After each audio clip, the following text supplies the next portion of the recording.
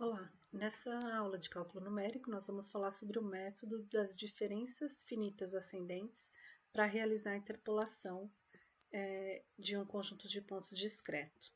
Então, só para a gente lembrar, nós estamos falando aqui que dado um conjunto de pontos x de i, y de i, esse conjunto de pontos ele pode ser representado por uma função, que é essa curva em azul, que é a função original. Esse ponto, ele, apesar de possuir uma curva original, ele pode ser aproximado por uma nova função, que a gente chama de p de x, e essa função é uma interpolação.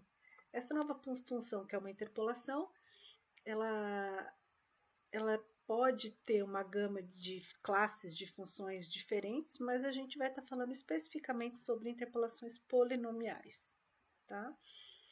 A característica principal dessa interpolação polinomial é que, dado esse conjunto de pontos discretos pelo qual passa a função e que você conhece os valores de x e y da função, então o meu polinômio ele também tem que passar por esses pontos de tal forma que, para cada ponto x de i, o valor da função é igual ao valor do polinômio. Tá? Voltem lá na primeira aula que eu falei bastante sobre polinômio. Então, nós falamos sobre introdução, objetivo, existência, erro de truncamento, né, dos polinômios, e já falamos sobre três metodologias de obtenção de polinômio interpolador, e agora a gente está falando da última, que é o método das diferenças finitas ascendentes. Tá? Quando a gente comentou na aula passada, a gente fez a interpolação através de um polinômio, e esse polinômio ele usava uma diferença que a gente chamava de diferenças divididas. Para esse novo interpolador aqui, a gente vai usar um novo operador, e esse operador é o que a gente chama de diferenças finitas ascendentes. Imagine que você tem um conjunto de pontos x de i, y de i, esses pontos vão variar de 0 até n, isso quer dizer que eu tenho n mais 1 pontos. Esses pontos são pontos de uma função f de x, e esses pontos eles são igualmente espaçados. Então, a diferença entre o x de i mais 1 menos o x de i, ele é constante. Então, se h é constante, aquelas diferenças que a gente definiu anteriormente, a gente pode defini-las agora de outra forma. Então, aquela diferença dividida, ela se transforma numa diferença finita ascendente, que a gente vai chamar ela de primeira ordem, e essa diferença finita ascendente, ela simplesmente é dada pela diferença entre dois valores da função no ponto x mais h e no ponto x, onde todas as variações da função vão acontecer a distâncias h constantes, e eu vou ter essa variação para o meu conjunto de pontos. Então, num ponto x de i, se eu imaginar o meu conjunto discreto, o que a gente chama de diferença finita ascendente, que a gente vai chamar aqui de delta, nada mais é do que a diferença da função no ponto x de i mais h menos o valor da função no ponto x de i. Tá? E o delta, o que eu posso chamar nesse caso de delta de y, né? Porque o valor da função no ponto f de x é o y, então eu posso chamar isso de delta de y de i, como sendo o valor da função no ponto y de i mais 1 menos o valor da função no ponto. Então, esse operador nosso, diferenças finitas ascendentes, ele é dado em função das diferenças entre os pontos, onde o ponto vai variar de 0 até n menos 1. E eu posso definir esse operador diferenças finitas ascendentes de ordem 2, ordem 3, a mesma coisa que a gente fez no caso anterior.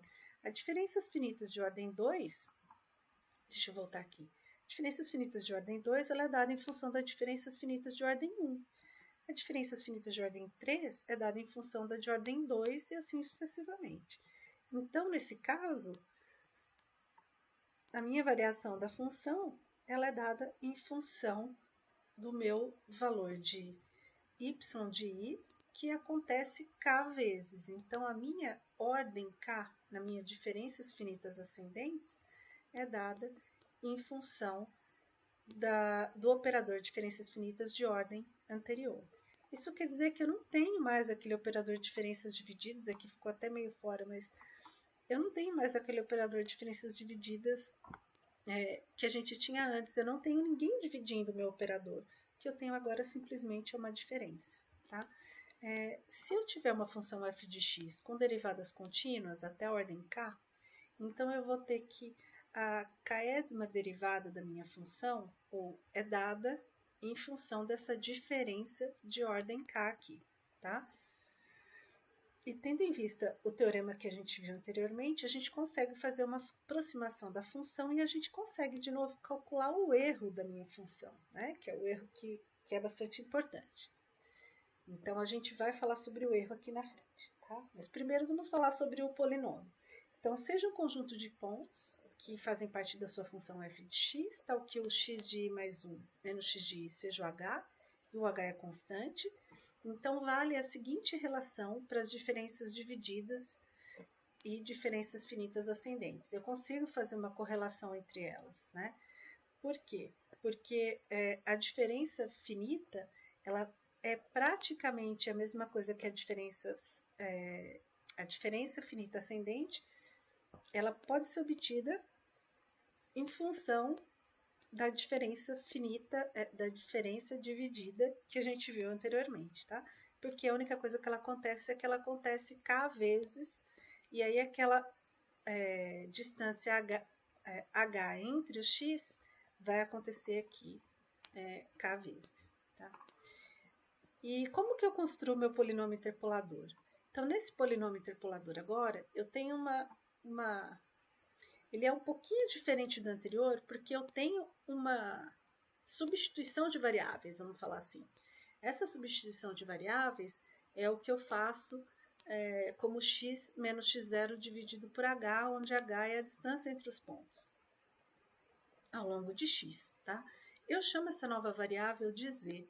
Então, o meu polinômio, quando eu construo, esse polinômio ele está sendo dado em função de z. E z nada mais é do que o x em função do x. O z é dado em função do x0 e do h, ok? Então, se eu substituir esses valores de x menos x0 como sendo h vezes z, x menos x1, essa diferença entre o x0 mais h e tudo mais, eu consigo chegar em diferentes valores de h para o meu polinômio. Então, o meu polinômio, que antes era um polinômio que dependia das minhas diferenças divididas, eu vou substituir no meu polinômio as minhas diferenças finitas e vou substituir também o meu x aqui pelo meu x0 mais h vezes z. Tá? Com isso, eu vou ficar com um polinômio agora. Então, substituindo todo mundo dentro daquele polinômio, eu vou ter um polinômio de diferenças finitas ascendentes que ele depende das diferenças deltas, só as diferenças, e do valor de z. Mas lembra, quem é z? Z é x menos x0 dividido por h. Então, você sabe quem é z, você consegue calcular o polinômio em função do x, né? E consegue calcular quem são os deltas, porque eles são simplesmente as diferenças finitas. Não fiquem tão nervosos, que a gente vai fazer um exemplo. Nesse exemplo vai ficar bem claro para vocês quem é o que. Esse diferenças finitas ascendentes, ele é mais fácil que diferenças divididas, porque eu não tenho ninguém dividindo, né? Mas lembra, isso só acontece quando h é constante. Quem é h? H é o espaçamento entre os valores de x. Então, a sua tabela em x, ela tem que ter um espaçamento constante para que você possa usar finitas ascendentes, tá? Bom, como a gente comentou em todos os casos, quando eu uso um polinômio para interpolar essa minha função original, então eu vou ter um erro de arredondamento. E esse erro era dado em função da derivada do meu sistema, né? Quando a gente viu lá naquela primeira situação do Lagrange. E depois, quando a gente viu na situação de diferenças divididas, o erro era dado em função do meu operador diferenças divididas e do produtório dos pontos. Como eu tenho uma correlação entre o operador diferenças divididas e o operador diferenças finitas ascendentes, eu consigo obter o erro agora em função do operador diferenças finitas ascendentes num ponto, em função do tamanho h, que é o espaçamento do intervalo, e do meu conjunto de pontos. Tá? É só substituir na minha equação os valores corretos e você consegue obter os valores do erro. Então, vamos fazer um exercício aqui para que vocês consigam entender. Então, os pontos a seguir relacionam a solubilidade da água no óleo mineral em partes por milhão para uma determinada temperatura em graus centígrados. Utilizando a interpolação polinomial, método das diferenças finitas ascendentes, estime o valor da temperatura quando a solubilidade é 200 ppm, que é partes por milhão. Então, eu vou olhar aqui na solubilidade. A solubilidade é o meu valor de x, então é 30, 130, 230, 330.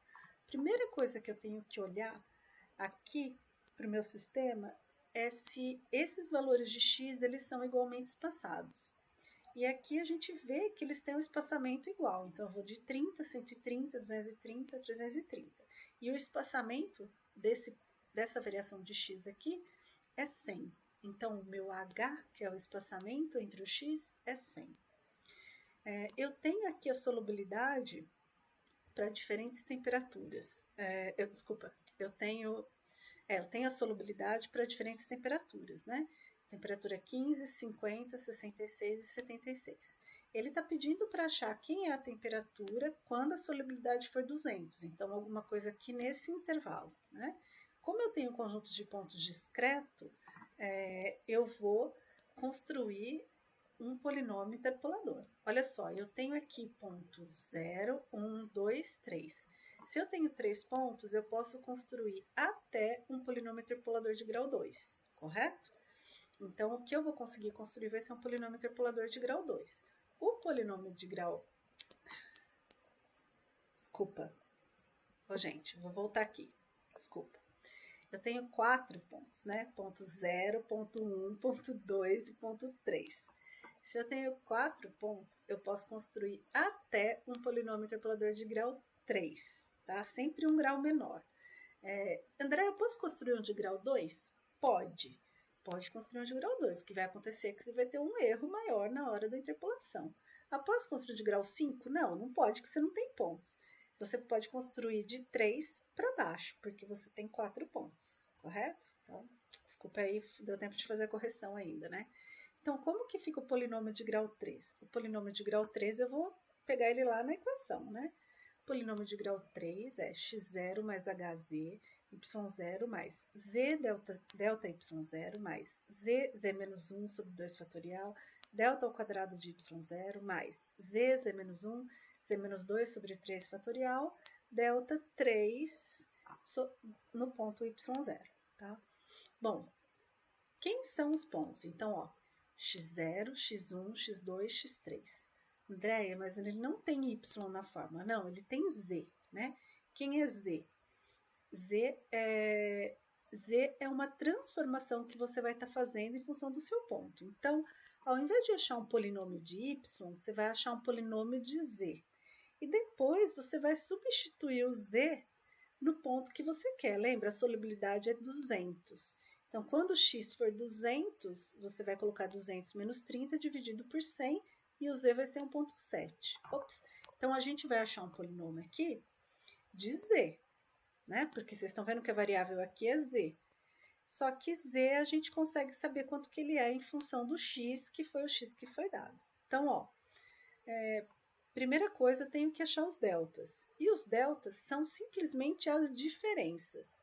Então, os deltas são as diferenças. O delta de ordem 1 depende do de ordem 0. Quem que é? Esse menos esse, 35. Quem é esse 16? 66 menos 50, 16. 76 menos 66, 10. Então, esse aqui são os deltas, né, as diferenças finitas ascendentes de ordem 1. Diferenças finitas... Vamos repetir. Para calcular as diferenças finitas ascendentes de ordem 1, eu vou precisar das diferenças finitas de ordem 0. A diferença finita de ordem 0 é o próprio y, ok? Y de 0, 1, 2 e 3. Para calcular esse delta de y0, eu preciso do y1 e do y0. Então, é esse menos esse. 50 menos 15, 35. 66 menos 50, 16. 76 menos 66, 10. Andréia, não preciso dividir? Não, não tem divisão, é só diferença, lembra? Porque o H é fixo. A gente vai fazer essa transformação aqui embaixo, tá? Para calcular as diferenças finitas ascendentes de ordem 2, eu preciso da anterior de ordem 1.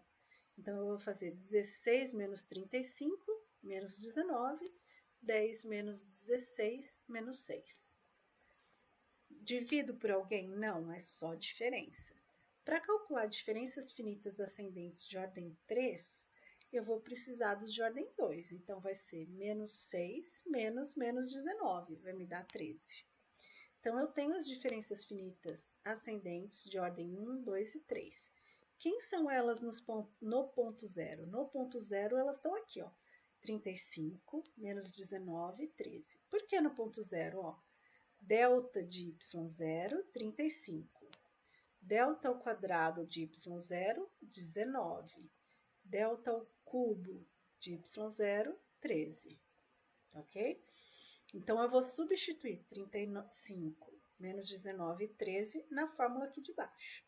Quem mais que eu substituo? Quem é o y0? O y0 está aqui, ó, 15.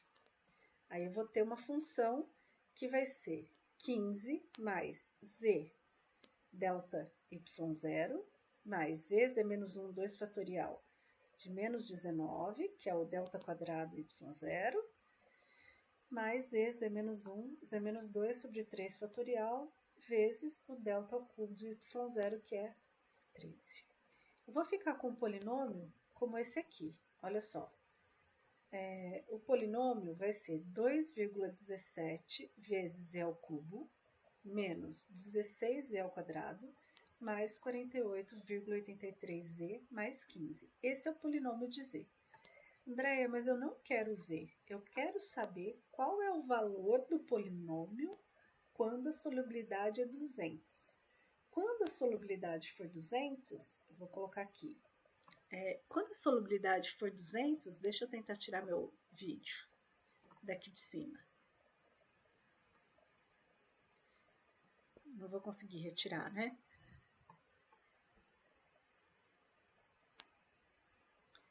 Meu computador está muito lento. Consegui. Quando a solubilidade, que é o x, for 200, quem vai ser o valor de z? Quando o x for 200, o z é 1,7. Então, eu tenho que substituir aqui no meu polinômio o z igual a 1,7. O que isso vai me dar? Isso aqui vai me dar o valor do polinômio quando solubilidade for 200. Tá? Só o que acontece é que ele foi calculado em função de uma outra variável. O que a gente fez? A gente fez uma substituição de variáveis no polinômio para poder ficar mais fácil de entender o polinômio. Então, a gente botou uma outra variável lá, z. E aí, o polinômio ficou em função do delta, que são as diferenças, correto? Então, eu caio num polinômio de z, só que o z é uma nova variável que é dada em função do x, e x é a solubilidade, que é a variável que eu quero. Então, para x igual a 200, o z é 1,7. Então, eu vou substituir z igual a 1,7 aqui, aqui na minha equação, e vou ter o valor da minha temperatura, que é 62,4, ok? Vamos num próximo exemplo aqui para ver se fica claro. Eu tenho, esse exemplo ele é um pouquinho mais elaborado, tá? Então, vocês têm que prestar um pouquinho mais de atenção.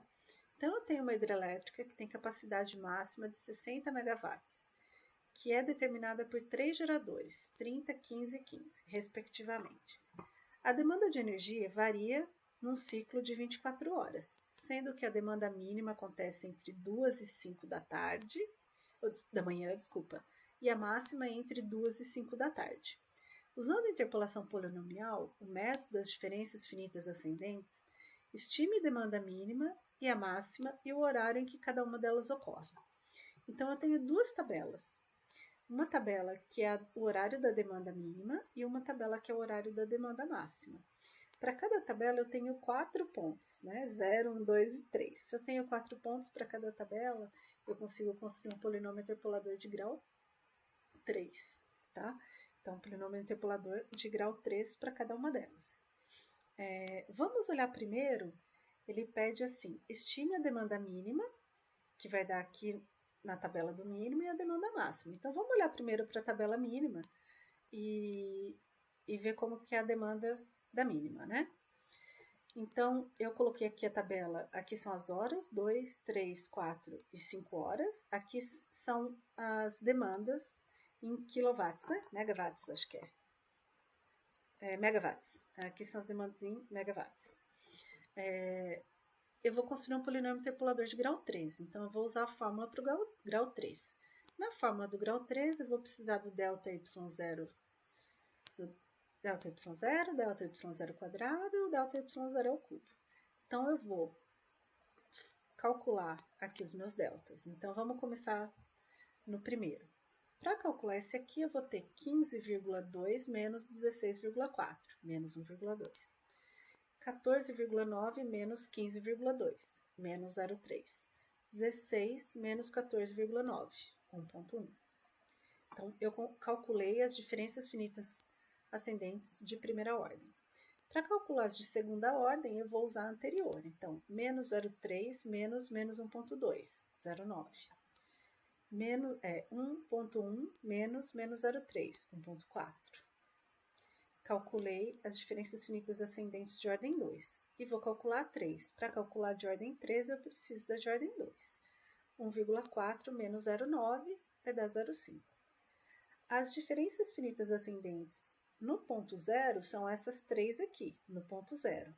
Então, essa daqui é de ordem 1, ó, menos 1,2. Essa daqui é de ordem 2, 0,9. E essa daqui é de ordem 3, 0,5. Então, eu vou ter um polinômio de z, e esse polinômio de z, ele representa a minha demanda mínima, tá? Aí, minha pergunta aqui eu posso substituir o z, né, pelo x menos x0 dividido por h. Quem é o ponto x0? O ponto x0 é o ponto 2. E quem é o h? H é o espaçamento entre o x, então é 3 menos 2, 4 menos 3, 5 menos 4, tudo 1, né? Então, H é 1. Então, eu consigo falar que o z é x menos 2 ou que x é z mais 2. Então, aqui no meu polinômio, quando eu coloco o x é 2 mais z, e eu posso simplesmente substituir o z aqui de acordo com o valor de x que eu quiser. Mas olha só, eu não sei quem é a demanda mínima. Eu sei que eu tenho um polinômio que representa aqueles horários de demanda mínima, mas eu não sei quem é o valor mínimo. Tá? Como eu tenho uma função que é um polinômio e eu quero achar o mínimo da função, quando você quer achar máximo ou mínimo, o que você faz é derivar a função. Então, ele pega a minha função que foi encontrada e deriva. Quando ele deriva uma vez. E o que ele faz é pegar a derivada e igualar essa derivada a zero. Quando ele iguala a derivada a zero, ele acha as raízes desse meu polinômio de segundo grau e ele vai achar dois valores de z para o qual eu tenho o mínimo da minha função, tá? E para achar exatamente o mínimo, né, que no fundo você tem duas opções. Aí a pergunta é, qual das duas é o mínimo da função? Aí ele deriva de novo a função, substitui essas duas raízes na segunda derivada e identifica quando que essa segunda derivada é positiva. Então, para achar mínimo, a primeira derivada é zero e a segunda é positiva maior que zero, tá? Então, tendo aqui duas raízes, eu vou ter uma raiz positiva e uma negativa. Quando eu derivar mais uma vez e tentar substituir e ver qual delas tem valor positivo, eu vou ver que a raiz positiva é z igual a 1,79. Então, quando o z for 1,79, eu vou ter que essa equação aqui está no mínimo. Se z é 1,79, eu vou até voltar aqui. Se z é 1,79, quem é x? O x vai ser, x é 2 mais z, então x vai ser 3,79. Né? Então, para o valor de z, que eu encontrei o mínimo da minha equação, eu vou ter x igual a 3,79. E qual é o valor da potência nesse 3,79? É só substituir o z na minha equação e eu vou ter 14,8 megawatts. Então, olha só, deixa eu ver se vocês entenderam. Tenho uma equação, que é um polinômio, representa essa demanda, esse momento dessa demanda. Como que eu faço para achar o mínimo? Derivo a função. Derivei a função para achar o mínimo. Lembra? Você deriva igual a zero. Quando você deriva igual a zero, você tem mínimo de uma função. Só que essa função, ela é uma função de segundo grau. Quando ela é igual a zero, ela tem dois valores para os quais ela é zero. Quais dos dois valores é mínimo? Não sei. Como que eu faço para saber isso? Eu derivo uma segunda vez e essa segunda derivada tem que ser maior que zero. Então, eu vou pegar as duas raízes que a gente encontrou na equação de segundo grau, vou substituir na segunda derivada e vou ver qual dos dois valores vai me dar valor maior que zero, para que a minha função seja mínima. O valor de z para o qual a função é mínimo é o valor de 1,79. Tá? Para o valor de z 1,79, o x é 3,79, porque o x é z mais 2, ok? Qual é a potência, então, nesse ponto mínimo? É 14,8. Como que eu obtive a potência?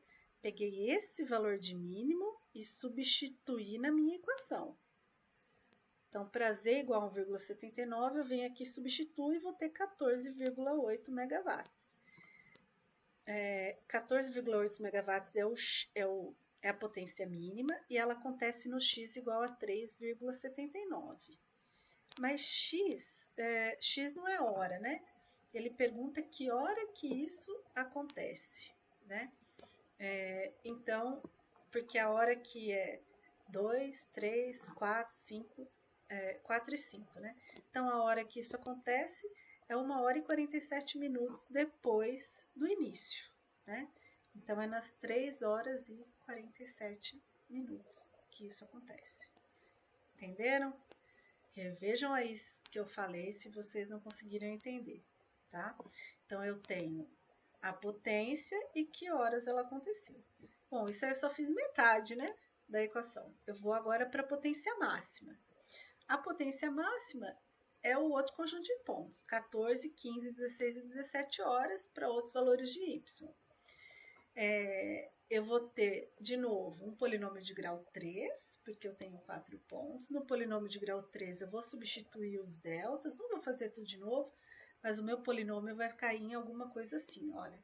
14 mais e, que é o x, 3,62e ao cubo, menos 18,6e quadrado, mais 21,48z, mais 36,5, tá? Quero achar agora o máximo. Para eu achar o máximo, de novo, eu derivo a função e igual a zero, né? Então, pego a função, derivo igual a zero. Derivo igual a zero. Quando eu derivo e igualo a zero, eu vou achar duas raízes. E essas duas raízes são positivas, que é 0,74 e 2,69. A pergunta é qual das duas raízes gera o máximo? Então, eu vou lá e derivo novamente. E o que eu faço? Substituo z igual a 0,74 aqui na segunda derivada e vou ter um valor negativo, menos 21,13. E substituo z igual a 2,69 na segunda derivada. Aqui em cima, vai me dar 21,23. Tá? Para que eu tenha um ponto de máximo, o meu valor da função tem que ser mínimo. Então, para o ponto de máximo, eu vou ter para o z igual a 0,74. É a abscissa do ponto máximo, tá ok? Então, para o z igual a 0,74, eu vou ter o meu ponto máximo. O meu polinômio, que é 14 mais z, vai ficar 14,74. Eu vou substituir o z igual a 0,74 aqui na minha função e vou obter a minha potência máxima, que é 43,7 megawatts. E eu quero saber que horas que ele acontece. Então, ele acontece às 14 horas e 44 minutos, porque o que eu estou fazendo é 0,74 aqui de 100 e eu estou convertendo em minutos, né? Eu vou converter isso para minutos. Tudo bem? Gente, veja o exercício com bastante calma. Esse exercício ele é um pouquinho mais sofisticado porque eu peço coisas mais difíceis, máximo e mínimo de função. Então, na verdade, não é que vocês não sabem interpolar. Vocês não sabem, assim, as dúvidas maiores são a respeito de máximo e mínimo da função. Tá ok? Até logo, tchauzinho.